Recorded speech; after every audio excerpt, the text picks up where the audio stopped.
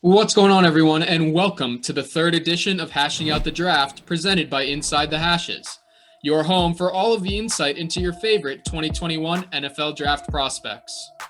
I'm your host, Ben Schwartz, and today we're going to be taking a closer look at USC wide receiver Amon St Brown, Iowa State tight end Charlie Kohler, Cincinnati quarterback Desmond Ritter, Notre Dame linebacker Jeremiah Owusu-Koramoah, and Auburn wide receiver Anthony Schwartz. Before we get going today, please feel free to like and comment on this video. Don't forget to subscribe to our channel so you don't miss any of Inside the Hash's great content. And make sure to hit the notification bell so you don't miss any episodes of Hashing Out the Draft. While the college football season may be coming to an end, our job hashing out the draft never stops, at least not until the players' names are called in April. So, without further ado, let's hash it out.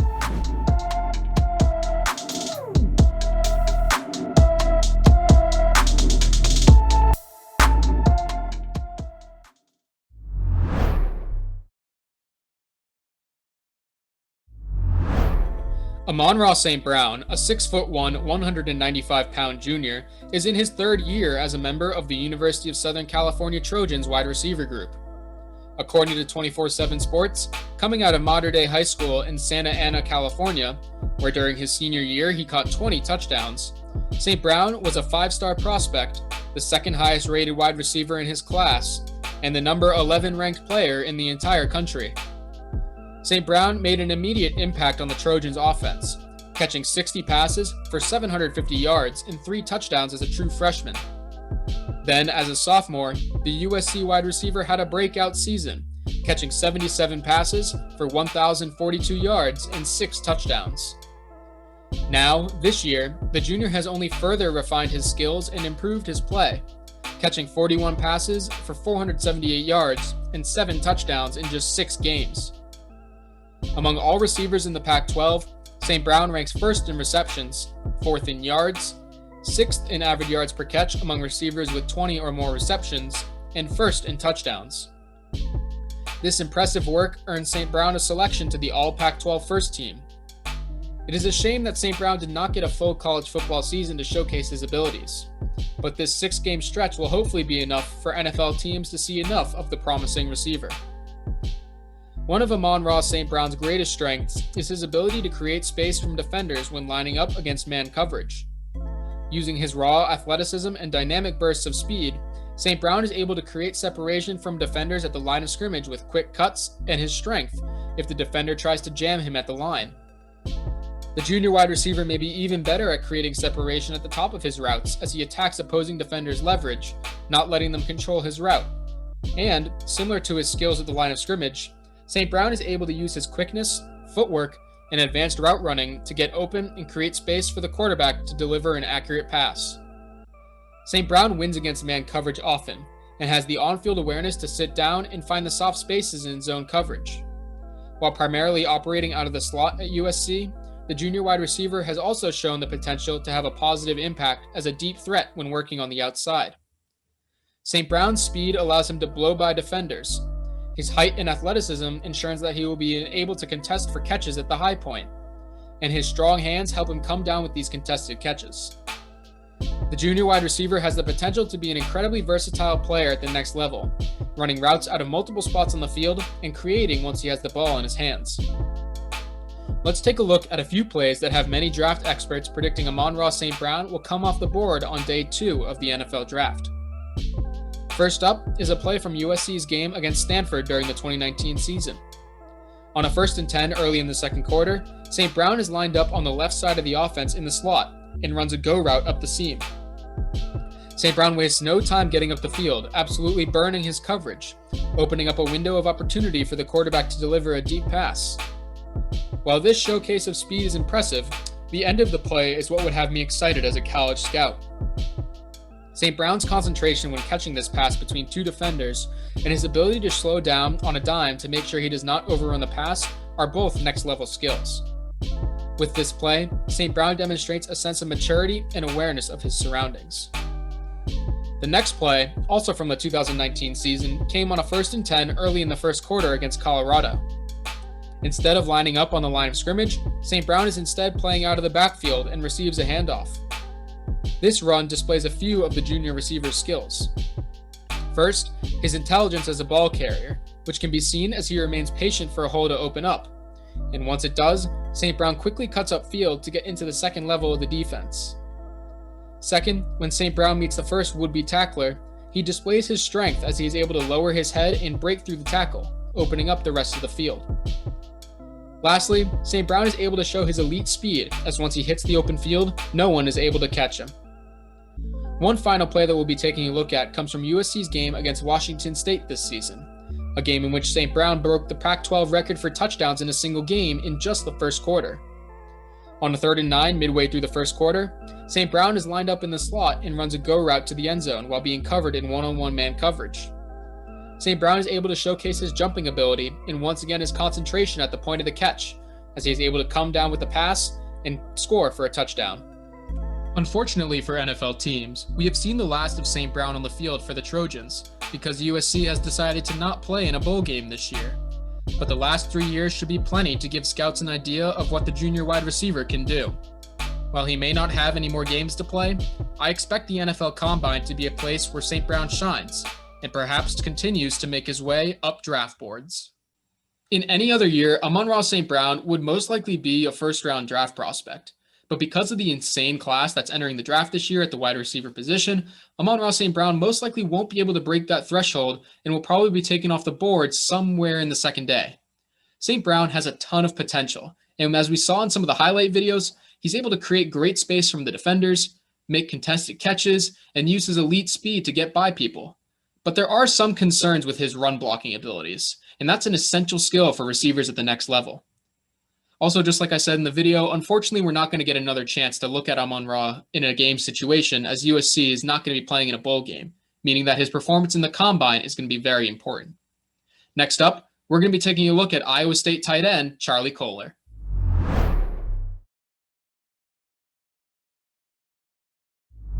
Charlie Kohler, a 6'6", 257-pound junior, is in his second year serving as the lead tight end for the Iowa State Cyclones. According to 24/7 Sports, coming out of Norman North High School in Norman, Oklahoma, the three-star prospect received just 6 Division I offers and was also a basketball teammate of Atlanta Hawks point guard Trae Young. Kohler was undersized for a tight end at just 227 pounds, but since arriving in Ames, the junior has put on 30 pounds, adding strength and a larger presence when blocking in the process. Kohler has been an important piece of a much-improved Iowa State team that found itself ranked inside the top 10 for the majority of the second half of the season. Kohler's contributions were definitely needed as the junior tight end has caught 39 passes for 538 yards and 6 touchdowns through 11 games. Among all tight ends across the country, Kohler ranks 6th in catches, 5th in yards, and 5th in touchdowns. Kohler's performance this season has been a great second act, following his breakout sophomore campaign in which he caught 51 passes for 697 yards and 7 touchdowns. As a receiving threat, Kohler has a lot of potential to be a monster in the red zone and in goal-to-go situations. Part of the reason for this is because the junior has terrific hands, which can be utilized to extend his catch radius and snatch the ball out of the air.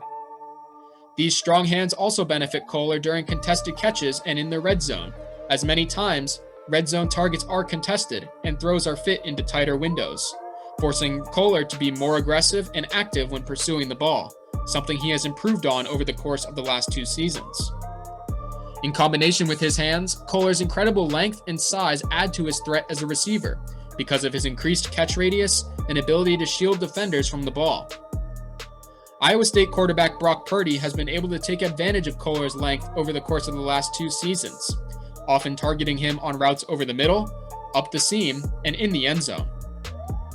Using his length to create mismatches when lining up across from smaller defensive backs or linebackers, the junior tight end will provide NFL quarterbacks with a larger range within which they can throw the ball, where Kohler will be able to shield off defenders and use his length to reach balls out of the defender's grasp. While being able to catch the ball and run for big gains is a large part of being a productive tight end, being able to block is arguably a more important skill for a tight end to possess to be successful in the NFL. Kohler is a serviceable blocker, one who is not afraid to hit defenders and throw themselves into the trenches. However, his play recognition at times can be lacking, resulting in Kohler to occasionally fail to engage and stay with blocks in run scenarios. Let's take a look at a few plays from Iowa State's previous matchup against Oklahoma in the Big 12 championship that should have people excited about potentially adding Kohler to their team's roster. First, on a 2nd and 3 late in the first quarter, Kohler was able to show off his ability to take advantage of size mismatches down the field. The tight end is lined up outside of the right tackle and runs a wheel route up the sideline. Matched up against Pat Fields, a 5'10 safety for Oklahoma, Kohler uses his size and strength to create space and is able to rise up to make a relatively easy catch for a nice gain.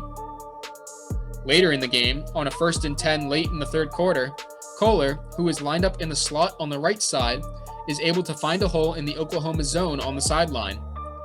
The throw from Purdy is a little high, but Kohler is able to haul it in anyways and is able to keep his feet in bounds with a beautiful toe tap, even getting both feet in like he will be required to in the NFL.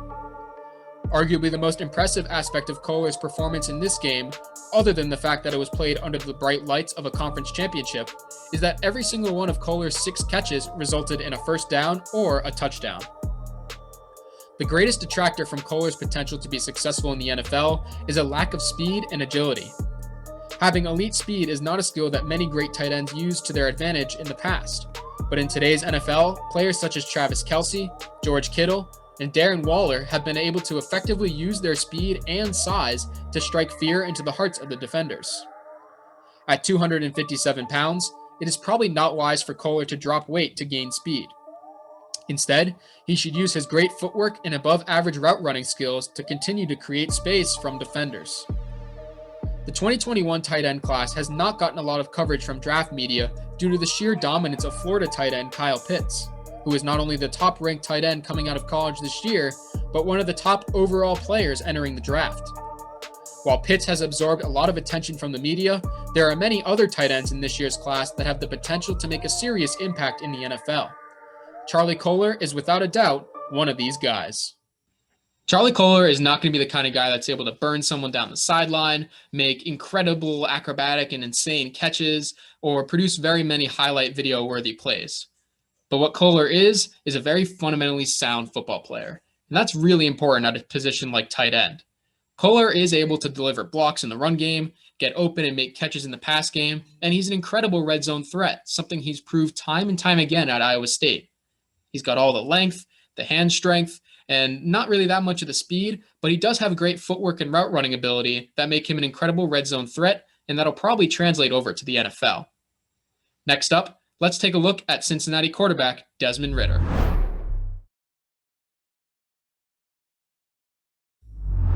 Desmond Ritter, a 6'4", 215-pound redshirt junior, is in his 3rd year as the Cincinnati Bearcats' starting quarterback. Coming out of high school at St. Xavier High School in Louisville, Kentucky, the former 3-star recruit was appropriately labeled as a dual-threat quarterback. During his senior season at St. Xavier, Ritter led the team in rushing in addition to his work as a passer. When he arrived in Cincinnati, Ritter was undersized, weighing in at just 178 pounds. But the redshirt junior has added a considerable amount of weight since then, which translates to added strength in his arm and added power to his runs. Now, after 3 years of solid play, which included an AAC Rookie of the Year season in 2018, Ritter has vaulted himself into many draft experts' top 10 quarterbacks for the upcoming draft. This season, Ritter has completed 66.4% of his passes for 2,090 yards, 17 touchdowns, and 6 interceptions in 9 games. In addition, Ritter's rushing production must not go unnoticed. In 2020, Ritter has taken 83 carries for 609 yards and 12 touchdowns, good for 7.3 yards per carry. Among all quarterbacks in the nation, Ritter ranks 4th in rushing yards, 1st in rushing touchdowns, and 1st in yards per attempt. One interesting note about his efficiency running the ball is that this season has been Ritter's most productive by far. In 2018 and 2019, Ritter averaged just 3.8 and 4.5 yards per carry, respectively. As a dual-threat quarterback, arguably Ritter's greatest strength is his athleticism. This is beneficial in a variety of ways from a quarterback's standpoint. First, Ritter is able to extend plays when the pocket breaks down by escaping outside of the hashes and either picking up yards with his legs or giving his receivers enough time to break on a second route and get open. During his time at Cincinnati, Ritter has greatly improved in his ability to throw on the run, often effectively changing his arm slot to adjust to the angle of his throw, making the times he rolls out of the pocket that much more effective, as defenders have to continue to defend the pass. Another strength of Ritter's game is anytime he leaves the pocket and becomes a runner. Ritter has elite size, vision, and tackle-breaking ability for a ball carrier, making him incredibly dangerous in short yardage situations. A third strength for the Cincinnati quarterback is his pocket presence. Aided by his athleticism, Ritter has demonstrated he can move around the pocket with ease and remain calm when there is pressure, keeping his eyes downfield and focused on his targets. A final strength of Ritter's game is the power in his arm, which allows him to make throws downfield and fit the football into tight spaces. One area of Ritter's game that has improved greatly during his time at Cincinnati is his overall accuracy on throws of all depths. Ritter has shown that he is able to fit balls into tight spots, hit receivers in stride, and drop the ball in the breadbasket of a receiver running deep downfield. But this accuracy needs to become more consistent if Ritter hopes to see playing time at the next level. Let's take a look at a few plays from Ritter's 2020 campaign and his sophomore season that have resulted in the redshirt junior moving up draft boards into the top 10 of quarterbacks. On a 1st and 10 late in the first quarter during Cincinnati's matchup with Houston this season, Ritter is able to showcase his pocket presence and improving deep ball accuracy. After taking a 3-step drop out of the shotgun, the pocket begins to collapse around Ritter. The redshirt junior is unfazed by the pressure and keeps his eyes downfield, allowing him to step into a beautiful deep pass down the left sideline. Unfortunately, the receiver drops the perfect pass that surely would have been a touchdown. Next up is a play from the 2019 American Athletic Conference Championship, which featured Cincinnati going up against Memphis. On a 1st and 10 early in the second quarter, Ritter takes a 3-step drop on a play action, and the pocket collapses around him almost instantly. Using his elite athleticism and strength, Ritter is able to break a tackle and eventually escape the pocket, running for a first down in a situation where many other quarterbacks would have likely taken a sack. One final play we will take a look at comes from Cincinnati's 2019 matchup with UCLA. On a 3rd and 7 late in the first quarter, Ritter takes a 3-step drop out of the shotgun and is forced to evade a blitzing defensive back by rolling out to his right. The junior quarterback then delivers a strike to his receiver, who is able to pick up a first down. Two parts of this play are particularly impressive. First, Ritter is able to extend the play, but does not overdo the rollout, instead firing off a pass to an open receiver at the earliest point possible. This is a great sign from Ritter because in the past, he has been docked for being too greedy and not taking what the defense is giving him. Making quicker decisions and taking surefire positive plays is a sign of a great quarterback. Second, the velocity on this throw, which Ritter makes on the move and off his back foot, is remarkable, as it has the same speed as many of his stable-footed throws. Next up for Desmond Ritter is a matchup against one of the best defenses in the country, as he and his Bearcats will face the Georgia Bulldogs in the Fiesta Bowl. Playing against Georgia will be a great test for Ritter, with Georgia's defense consisting of many NFL-caliber players, especially on the defensive line. It will be interesting to see how Ritter handles not only the pressure in the pocket, but the pressure of the game itself. The more I watch Desmond Ritter play, the more I begin to appreciate his style and his ability to execute on the field. As we've seen in some of the highlights earlier in the episode, Ritter has an incredible arm.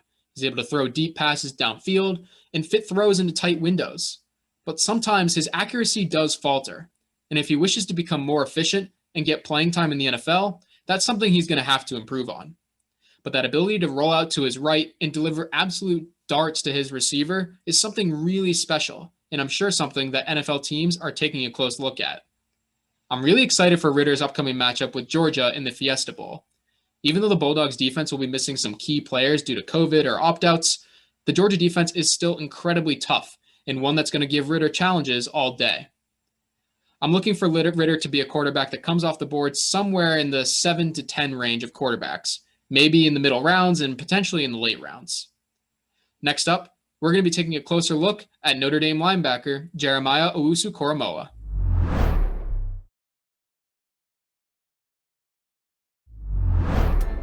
Jeremiah Owusu-Koramoah, a 6'1", 215-pound senior, is in his second full year patrolling the defense for the Notre Dame Fighting Irish. Coming out of Bethel High School in Hampton, Virginia, Owusu-Koramoah was a three-star prospect listed as an athlete. At just 197 pounds, he was most likely too undersized to be labeled as a linebacker. But since his arrival in South Bend, he has put on a considerable amount of weight and muscle. The first half of the senior linebacker's college career was without a doubt incredibly disruptive. During his freshman year, Owusu-Koramoah was only a member of the Fighting Irish scout team and did not appear in any games. Then, in the beginning of his sophomore year, Owusu-Koramoah suffered a broken foot in practice after playing in just 2 games. Finally, as a junior, he was given the opportunity to start and has not looked back since, becoming one of the best linebackers in the nation. During his junior campaign, Owusu-Koramoah registered 79 tackles, a team-leading 13.5 tackles for loss, and 5.5 sacks, with 4 passes broken up, 2 forced fumbles, and 2 fumble recoveries. Prior to his senior season, Owusu-Koramoah had built a considerable amount of hype, being named a preseason All-American by ESPN and was selected to the Butkus Award watch list, given to the top linebacker in the country. The senior linebacker has certainly delivered, recording 55 tackles, 3 passes defended, 1.5 sacks, 3 forced fumbles, and 1 interception. In the last week, Owusu-Koramoah was announced as the Butkus Award winner, in All-ACC first-team selection, and the ACC Defensive Player of the Year. The senior linebacker has definitely overcome a great deal of adversity within the game of football to achieve incredible success. One of Owusu-Koramoah's greatest strengths are his instincts and decision-making abilities. These are normally attributes applied to a quarterback, but the way the Notre Dame senior carries himself on the field is truly special. Using his heightened decision-making, Owusu-Koramoah has proven to be incredibly effective when defending against the pass, especially when dropping back into zone coverage. His man coverage capabilities are up to par as well, often lining up against tight ends in the slot. Another positive attribute of Owusu-Koramoah's play is his ability to be an effective blitzer and pass rusher.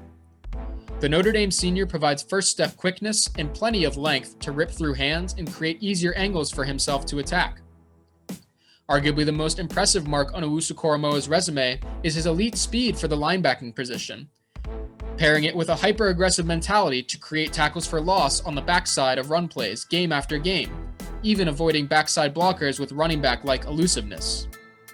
Lastly, as NFL defenses become faster and more aggressive, it seems that Owusu-Koramoah is the kind of player that can plug into these new defensive schemes. According to Pro Football Focus's snap tracker, Owusu-Koramoah has taken 107 snaps from the defensive line, 218 from the box, and 352 from the slot, proving that versatility is not an issue for the Notre Dame linebacker. Let's take a look at some of the plays that have many draft experts predicting the senior linebacker's name will come off the board in the late first round or in the early second round. First up is a play from Notre Dame's regular season matchup with Clemson during the 2020 season. On a 1st and 10 midway through the second quarter, Owusu-Koramoah is lined up in the slot and blitzes off the snap. Clemson is running a pitch play that requires the tight end to cross the offensive line and pick up a block on the Notre Dame linebacker. However, Owusu-Koramoah is too quick and reaches the running back in the backfield, disrupting the play and causing the Clemson running back to bobble the pitch, leading Owusu-Koramoah to pick it up and run it back for a score. Even if the running back had cleanly received the pitch from the quarterback, the Notre Dame senior would have been waiting to blow him up for a monster tackle for loss. The next play we will take a look at comes from the same matchup with Clemson. This time, on a 1st and 10 midway through the fourth quarter, Owusu-Koramoah is in zone coverage in the slot on the right side of the defense. Clemson runs a draw play, forcing the Notre Dame linebacker to stay in his coverage. But as soon as he recognizes the run, Owusu-Koramoah sprints into the backfield and is able to impact the play. The speed at which the senior linebacker is able to diagnose the play, disengage from his coverage, and disrupt the running back in the backfield is something every NFL defense has to be looking for. One final play we will take a look at comes from Notre Dame's matchup with Florida State during the 2019 season. On a 3rd and 10 towards the latter half of the first quarter, Owusu-Koramoah fakes a blitz and drops back into man coverage on the left side of the defense. When the Florida State quarterback decides to roll out and try to run for the first down, the Notre Dame senior disengages from his coverage assignment, steps up, and makes a vicious open field tackle, forcing Florida State into a 4th down. Although his athleticism has translated into success, Owusu-Koramoah still doesn't have the physical prominence to fulfill the role of an edge-setting 3-4 outside linebacker. He can commonly be overpowered at the point of attack and is better suited on the weak side of the formation, giving him the freedom to chase the play and use his superior instincts. When dropping into coverage, he can tend to over-pursue receivers and leave voids in zone coverage to be exploited by crafty quarterbacks. To become an every-down linebacker in the NFL, Owusu-Koramoah needs to shore up this portion of his game. Every time I watch Jeremiah Owusu-Koramoah play at Notre Dame, I can't help but be reminded of Seattle Seahawks safety Jamal Adams. Both players are incredibly smart and have great instincts. They're both speedy, agile, and really quick when getting to the passer. And lastly, they're both certainly not afraid to deliver massive hits in the open field. I'm really intrigued to see how Owusu-Koramoah plays in his upcoming matchup with Alabama in the college football playoff semifinal. The Alabama offense features tons of players that are going to get drafted this year and is going to give him a real challenge of all of his skills. Another thing I'm really interested to see once Owusu-Koramoah gets to the league is how teams play him in the defense. Is he going to stay as a linebacker, make a move to safety, or some combination of the two? Last but not least, we're going to be taking a closer look at a player that shares my last name, but no family relation, Auburn wide receiver Anthony Schwartz.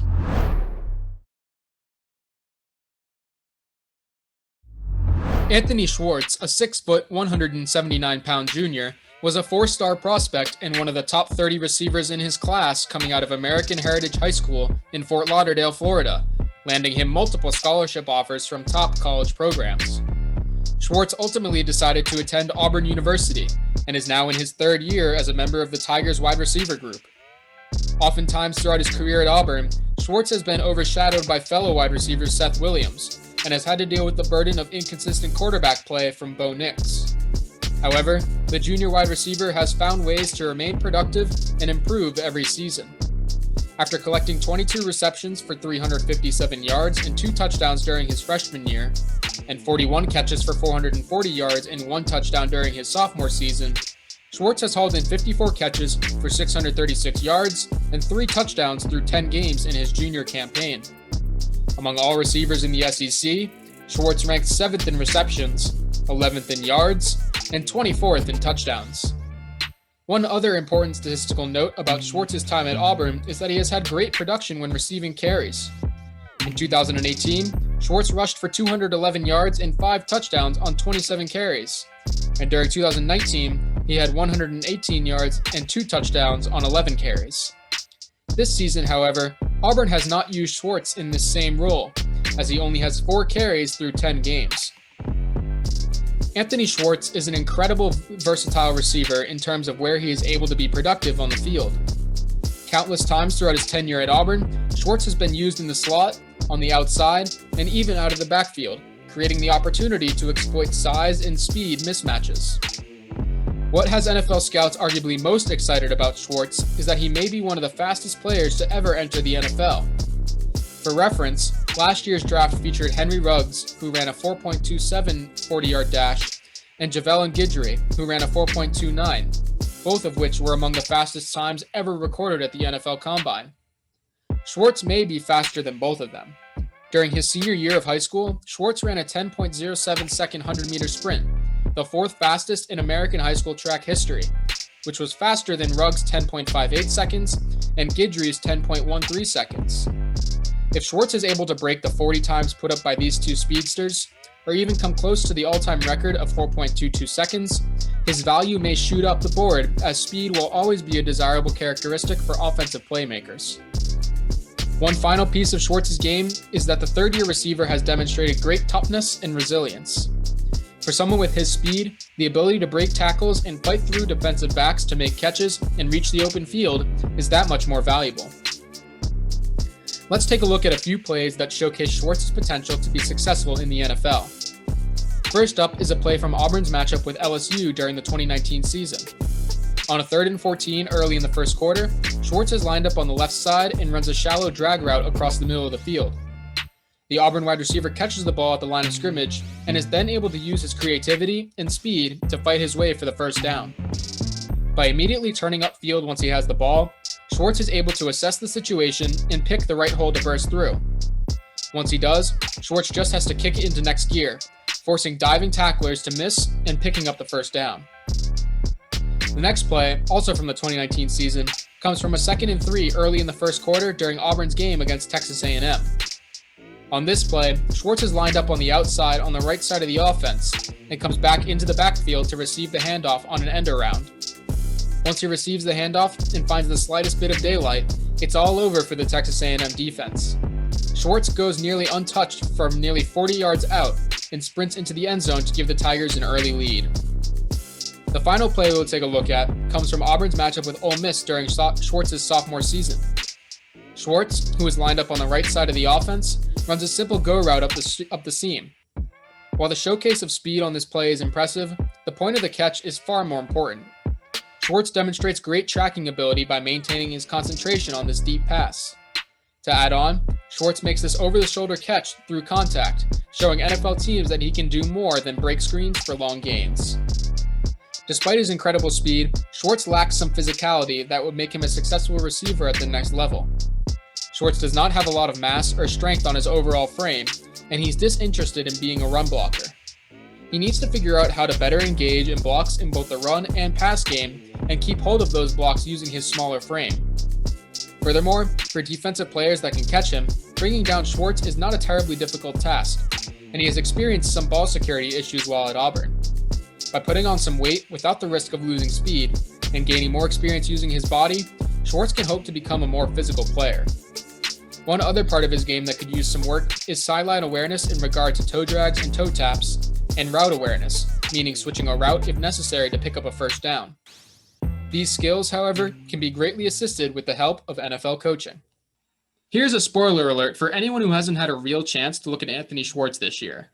The Auburn wide receiver has a real opportunity to break the combine record for the 40-yard dash. I mean, that's just crazy.